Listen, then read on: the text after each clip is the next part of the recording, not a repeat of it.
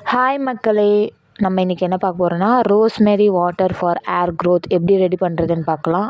ஒரு கைப்பிடி அளவு ஃப்ரெஷ்ஷான புதினா இலை, அதுக்கப்புறம் ரோஸ்மேரி ட்ரை லீஃப் எங்கள் கடையில் கூட வாங்கிக்கலாம்.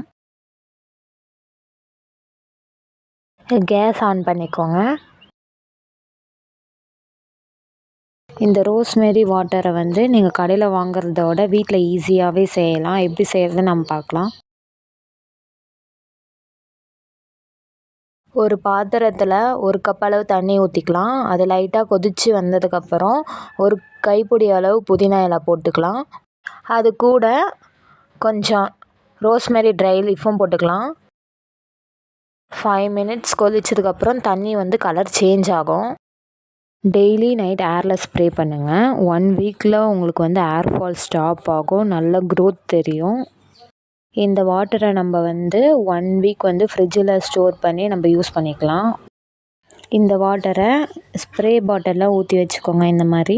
அண்ட் டெய்லி நைட்டு ஏரில் ஸ்ப்ரே பண்ணுங்கள்.